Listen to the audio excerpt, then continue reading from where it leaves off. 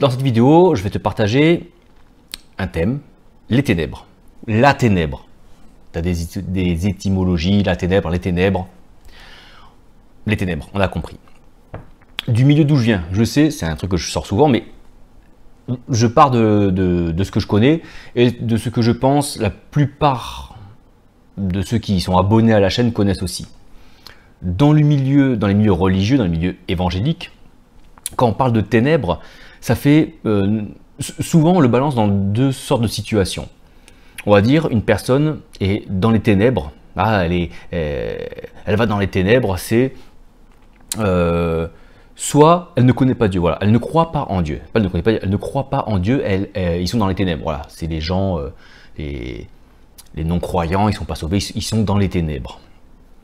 Et on entendait aussi dire d'un chrétien à un autre chrétien, ou d'un évangélique à un autre, lorsqu'il n'est pas d'accord, ou lorsqu'il n'est pas dans le même dogme, dans la même doctrine, par exemple, je crois en l'enlèvement de l'Église, l'autre chrétien ne croit pas en l'enlèvement de l'Église, je veux dire tu es dans les ténèbres.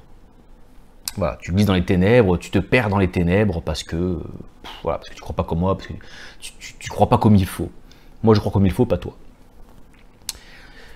Et moi les ténèbres, pour moi c'était un truc, c'était tout ce qui était... il y avait Dieu, la lumière, et les ténèbres, avec Satan. Et donc j'étais dans un monde, ce qu'on appelle dualiste. Il y avait Dieu d'un côté et le mal de l'autre, le bien et le mal, voilà, les deux forces qui s'affrontent, t'es un peu voilà, dans ce délire-là. Contrairement à ce qu'on pourrait croire, je ne suis pas un grand lecteur de thèses, de doctrines, de choses comme ça. J'aime lire des histoires, plutôt des fictions qui m'inspirent, qui me font réfléchir, plutôt que de lire des dogmes et des doctrines. Ça m'intéresse beaucoup moins. Et si tu veux, tout ce qui est lecture, parce que j'ai vu plus tard que ça existait, toutes les doctrines dualistes, non dualistes, etc. L'idée que je vais partager ici ne vient pas de là, elle vient de ce que je vis, de ce que je comprends les choses en pratiquant l'intériorité. Si tu connais la chaîne depuis un moment, si tu me suis depuis un moment, tu sais comment je marche. Et si je veux rester... En fait, l'intériorité amène une certaine cohérence. Même, j'allais dire, elle ramène que ça, c'est de la cohérence. L'intériorité, c'est la cohérence de base. Quand tu pratiques l'intériorité, quand tu entres dans cette conscience du divin, tu te rends compte que il ne peut pas y avoir de dualité. Il n'y a pas avec et sans Dieu. Je vais m'expliquer un peu.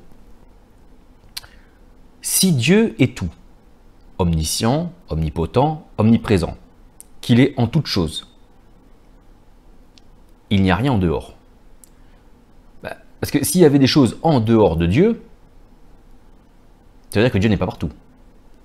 Tu suis le truc? Si il y a des choses qui sont en dehors de Dieu, donc les ténèbres, Satan, le mal, ouais, je sais, ça choque. Donc ils sont hors de Dieu. Ils seraient à l'extérieur de Dieu. Il y aurait Dieu d'un côté et les ténèbres de l'autre. Et oui, oui, parce qu'il y a la lumière d'un côté et les ténèbres de l'autre. On va voir un petit peu. Aujourd'hui, je ne peux plus tenir ce discours-là. Dieu est un, Dieu est tout. Ce que l'on nomme Dieu, tu as compris ce que je mettais derrière ce terme-là, Dieu n'est pas son nom, mais c'est tout. Donc si Dieu est tout, qu'est-ce qu'on va appeler ténèbres en fait? Eh bien, si je me fie à mon expérience, si je me fie à ce que je vis, si je me fie à ce que je mets en corrélation avec d'autres personnes aussi qui grandissent dans l'intérieur, dans ce chemin intérieur, qui se révèle à leur image, à leur forme selon les gens, les ténèbres, selon moi, selon ma perception et selon les... Je vais t'expliquer avec mes mots et mes concepts et mes métaphores à moi. Les ténèbres sont toutes les zones, en ce qui nous concerne, donc intérieures, elles peuvent être aussi dehors, mais en ce qui nous concerne dans ce que l'on va vivre, intérieures, qui ne sont pas éclairées par Dieu. C'est-à-dire qu'ils ne sont pas mis en lumière, exposés devant Dieu, révélés par Dieu. Ça va un peu dans les deux sens. Le souffle divin, je pense, émane aussi bien du Père que du Fils. C'est ce que je crois aujourd'hui. Voilà. Et donc, ces ténèbres, ce sont toutes ces zones qui sont à la fois non éclairées, non révélées, non mises à nu. Ça dépend les contextes, ça dépend les choses, ça dépend la pédagogie que Dieu met en nous, pour nous, en nous. Et donc, si je veux prendre une métaphore pour mieux m'expliquer, on va prendre une métaphore que Jésus utilise, c'est la maison. même plus qu'une maison, on est un temple. Donc nous sommes un temple, nous sommes une maison. Et une maison est composée de pièces. Donc il y a plusieurs pièces qu'on peut appeler émotions, qu'on peut appeler sentiments, qu'on peut appeler souvenirs, qu'on peut appeler mentalité, qu'on peut... Enfin, une multitude de pièces. Nous sommes plus ou moins divisés. Lorsque l'on est dans l'ego, on est alimenté par les choses extérieures, et donc chaque pièce, chaque case va pouvoir se former un petit peu différemment selon ce qu'on entend de l'extérieur, plus ou moins selon les gens, selon l'expérience de vie que l'on a, selon le parcours de vie que l'on a évidemment. L'intériorité, le but de l'intériorité, qui est un moyen, pas une finalité, va venir de prendre conscience de Dieu, et Dieu va venir éclairer en nous chaque pièce. Tantôt c'est lui qui va l'éclairer, tantôt... Mais je pense que pour qu'il l'éclaire, il faut qu'on se mette aussi à nu, qu'on le laisse éclairer, etc. C'est un peu difficile à expliquer avec des mots. Hein. Et donc, il va allumer des chambres. Une à une, il va les exposer, les révéler. Ça, c'est marcher dans la connaissance de Dieu. Ça, c'est une image que d'ailleurs que j'étais déjà faite en fait. Hein. Au fur et à mesure qu'on avance avec ces pièces qui s'allument, c'est ça qu'on avance dans l'humilité. Si on va plus vite que la lumière, c'est l'orgueil. Si on va moins vite, c'est de la modestie, de la médiocrité. Et donc le but, c'est d'avancer au fur et à mesure que ces pièces s'éclairent. Dieu va éclairer, va nous éclairer, va nous apporter la lumière en nous. Parce que qu'est-ce qu'il y avait avant? Il y avait les ténèbres, le noir, l'obscur. Et d'ailleurs, si on prend l'étymologie hébraïque du terme, alors je ne l'ai plus en tête, hein, mais c'est tant mieux, tu iras chercher. Ténèbres veut aussi dire caché, dissimulé.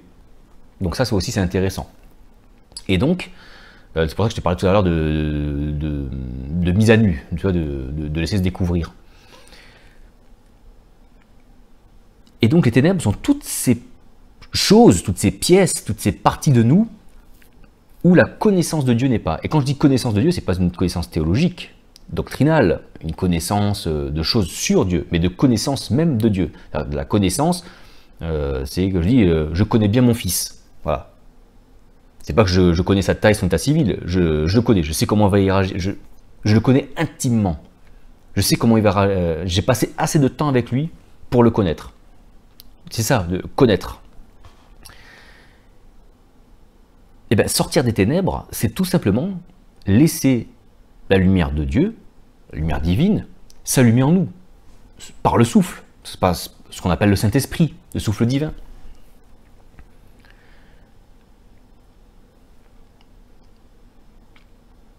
Les ténèbres, en fait, c'est le Dieu non révélé, pour moi. Être dans les ténèbres, c'est être dans la non-connaissance de Dieu, la non-révélation de Dieu. Et quand je parle toujours de connaissance de révélation, tu as compris le terme, tu as compris la substance que je mettais derrière. Hein.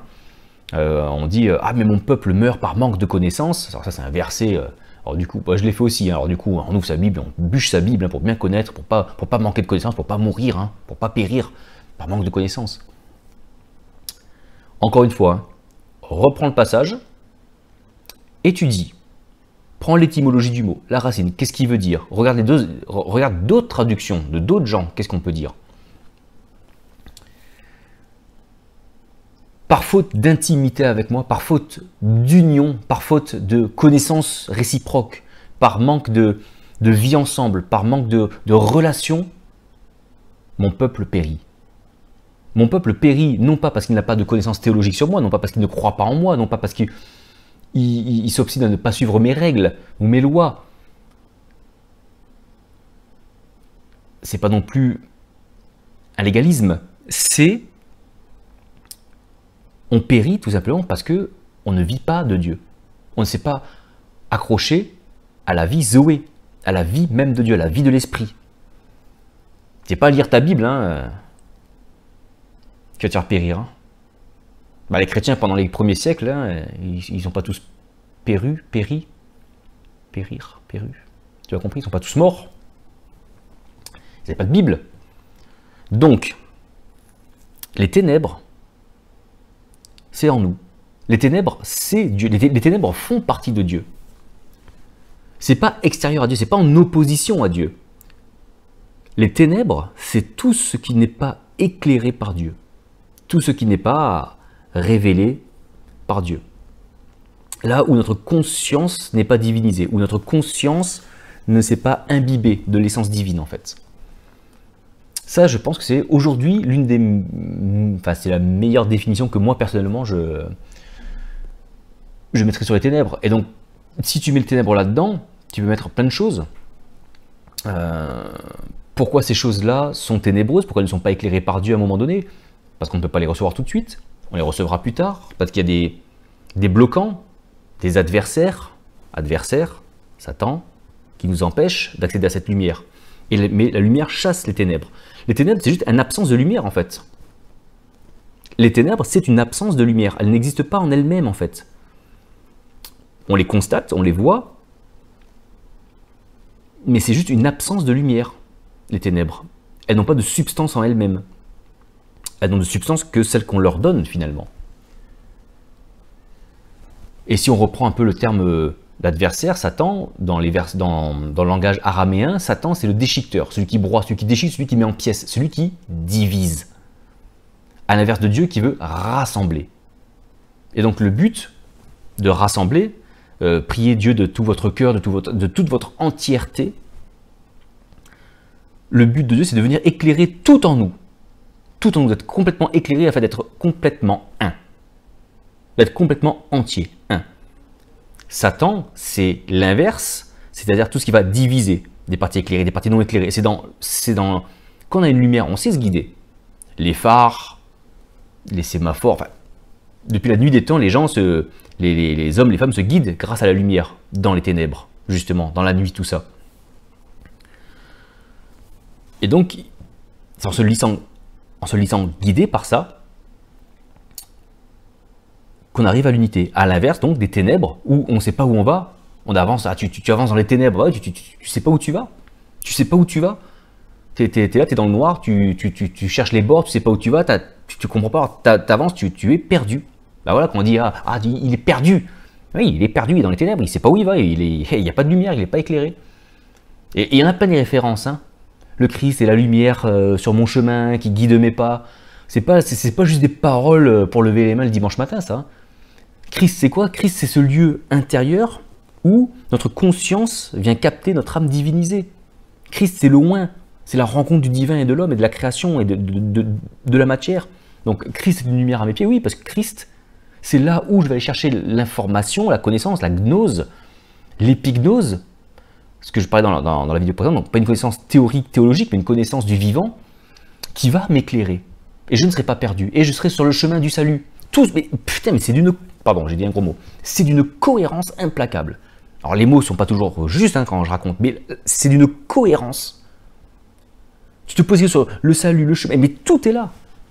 Tout est là, c'est d'une cohérence imparable. On n'est pas dans la doctrine. Et donc pourquoi Jésus dit de marcher dans l'humilité? C'est pas l'humilité de se faire « Oh, peu cher, oh, moi je suis bien. » Non, c'est pas ça l'humilité. L'humilité, je l'ai déjà dit dans une autre vidéo, je me répète, je sais, je me répète. L'humilité, c'est avancer à cette lumière-là. Ma lumière avance, je vais te mettre un exemple, là, on va prendre une métaphore. Christ est la lumière qui guide mes pas, et ben s'il guide à 10 mètres, je peux avancer de 10 mètres. Si j'avance que de 5 mètres, je suis modeste, je suis médiocre, parce que j'aurais pu faire mieux, j'aurais pu laisser Dieu mieux s'incarner finalement, j'aurais pu mieux glorifier Dieu, c'est-à-dire lui rendre l'éclat extérieur, l'incarner. A l'inverse, si je vais plus vite que la lumière, si je vais au-delà de la lumière, je vais dans les ténèbres, et donc je suis perdu, je ne suis... Voilà. Et je ne peux pas dire que je suis sur le chemin du salut, parce que j'en sais rien si je suis ou pas. Et je suis perdu, je suis dans les ténèbres. Et ça, c'est l'orgueil. Pourquoi il ne faut pas être orgueilleux? Parce que l'orgueilleux court. Et l'orgueilleux, ce sont les religieux. Parce que les religieux ont mis d'abord ce qui a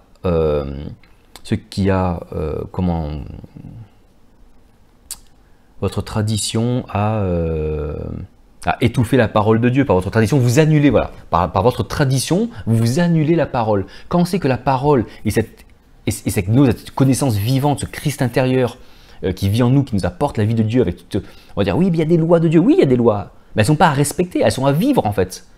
C'est pas je me mets des lois et je vais, oh là, il faut vraiment que je... C'est code de la route, moi quand je roule, je suis pas là en train de me dire, oh putain, il faut surtout pas que j'écrase les gens. C'est évident qu'il faut pas que j'écrase les gens.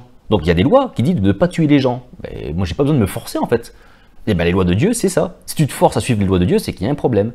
On a tous un problème avec ça, t'inquiète pas. Et ben le but, c'est de laisser Dieu s'incarner en nous pour que ces lois, entre guillemets, s'incarnent de façon fluide, limpide en nous. Et là, on aura tué le légalisme. Il faut pas. De vie. Donc vivre éclairé, vivre avancer donc sur ce chemin. Et donc éclairé, pas trop vite les orgueilleux, les religieux, voilà. Votre tradition annule la parole de Dieu. Je tourne un peu en boucle, c'est parce que j'ai rien écrit, je la fais en direct la vidéo. Au temps de Jésus, les pharisiens, au-delà, ils avaient un peu oublié, si tu veux, cette vie de l'esprit. Jésus le répète plusieurs fois. Et donc ils ont mis des lois, des cadres, tac, tac, tac, tac, tac, tac, tac, tac, tac, à suivre. Pas forcément mauvais, hein. Théoriquement elles sont bonnes ces lois. Le problème c'est faute de vivre la vie de ces mêmes lois, du fait qu'ils ne vivent pas la vie du législateur qui a mis ces lois-là, bah, du coup ils se sentent contraints, tu vois. On est contraint, on se sent obligé, c'est pas naturel, bref. Elle dit, ben, du coup, vous vivez là-dessus, vous vivez avec des dogmes, avec des doctrines que je ne vous ai pas révélées en fait. Quand bien même elles seraient bonnes, elles ne sont pas révélées en vous, donc c'est du vent. C'est du vent. Se forcer à suivre des lois, des dogmes pour ne pas être dans les ténèbres et être sûr d'être dans la bonne doctrine. Et je sais qu'au début, dans l'intériorité, c'est parfois ça qui bloque. On a tout notre système doctrinal de croyances qui sont légitimes selon le parcours qu'on a eu. Et quand on arrive dans l'intériorité, qu'on dit qu'il faut tout abandonner justement pour se dépolluer, se déconformer du monde religieux, se déconformer de ce qu'on nous a donné dans l'ego, tout ça, se déconformer de tout ça pour laisser juste la lumière telle qu'elle rentrer, avancer sans pourquoi, et bien, les lois qui sont de Dieu, qui sont bonnes, et bien, tu vas te mettre à les appliquer de façon naturelle. Les doctrines, entre guillemets, les croyances qui sont bonnes, et bien, elles vont être pour toi d'une évidence, d'une cohérence limpide. Ça ne sera même plus une croyance, ça sera quelque chose que tu vis, de façon complètement naturelle.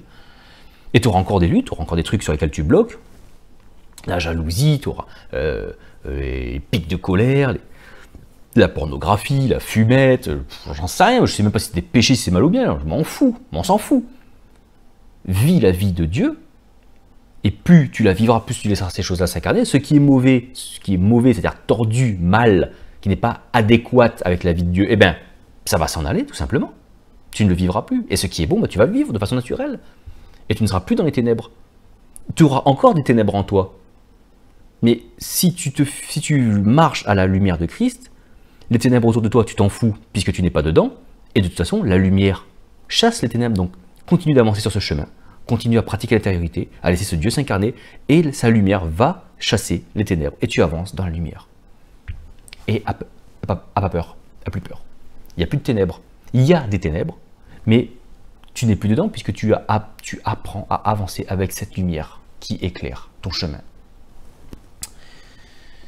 Alors pour moi c'est très clair, c'est très limpide, j'espère que ce que j'ai pu reconstituer avec des mots, avec des phrases un peu maladroitement fera aussi écho pour vous. Après bon, c'est encore une image ça qu'on peut paraphraser, sur laquelle on peut faire des métaphores de différents sens qui parleront plus ou moins à d'autres, selon les mots utilisés évidemment. Mais moi c'est le petit partage que je voulais faire avec vous. Voilà. Alors est-ce que c'est totalement juste, totalement faux ce que je dis? Là encore j'ai envie de te dire, on s'en fout. On s'en fout de savoir si Ludovic a totalement juste, totalement faux sur ce qu'il dit là. C'est une notion qui a une vérité, une cohérence complètement claire au début. Maintenant, ne crois pas juste ce que je dis. Vis-le. Va dans l'intériorité et ce que je te dis là, c'est une petite piste, un petit panneau indicateur, une petite saveur, une petite effluve que je lance pour que chacun d'entre vous alliez aussi à ça. C'est ça qui est important. C'est pas d'écouter des... C'est ça dans la dernière vidéo, là, une phrase que j'aurais dû vous dire que j'ai pas dit. C'est pas d'en savoir beaucoup sur l'intériorité, sur Dieu qui importe, mais c'est de goûter les choses intérieurement. C'est Ignace de Loyola, je crois, qui a dit ça. Je crois. En tout cas, c'est pas de moi, je l'ai pompé. Mais c'est tellement ça. Ça ne sert à rien de vivre les choses de l'extérieur, de tout ça. Il faut les vivre intérieurement, il faut les goûter, il faut que ça prenne la saveur en toi. Ce que je disais la dernière fois, les pycnosis, tout ça, que ça prenne ta forme, ton incarnation, tes mots, ton expérience, pour que tu te l'appropries, pour que ce soit ta gloire de Dieu. C'est toi qui reflètes Dieu et pas le reflet de tel pasteur, de tel leader, de tel homme de Dieu, homme de la parole que tu vas répéter. Marche dans ta lumière. Dieu aime les humbles, il aime les gens qui marchent dans sa lumière et qui progressent avec lui. Où que tu en sois, on s'en fout. Les premiers seront les derniers seront les premiers. On s'en fout de là où tu en es. L'important c'est d'être humble, c'est de savoir où tu en es et de marcher selon ça. Ce sont tout ce qui n'est pas conviction et péché. La conviction naît dans l'éclairage, dans l'éclaircissement divin, et c'est là où tu es bon. Donc voilà, puisque le péché c'est rater la cible, et donc là où tu n'es pas avec Dieu, bah forcément tu rates la cible, puisque la cible, justement, c'est cette incarnation du divin, c'est de refléter ce Dieu. Je te remercie pour ton écoute, je te remercie pour tout, pour tous les abonnés, tous les gens qui partagent ça. C'est même pas le nombre d'abonnés, c'est juste un thermomètre, un indicateur de nombre de personnes qui peuvent s'intéresser à ça. Et je suis content moi, qu'il y ait de plus en plus de personnes qui s'intéressent à ça, qui vont mettre le pied à l'étrier, qui vont entrer dans cette démarche intérieure. Et plus on va entrer dans cette démarche intérieure, plus de monde vont se christiser, vont incarner le Christ. Et plus le monde va incarner Christ. Et tu as compris le truc? Et l'église de Christ grandit comme ça. L'église de Christ, c'est chaque individu qui va incarner le Christ et qui grandit.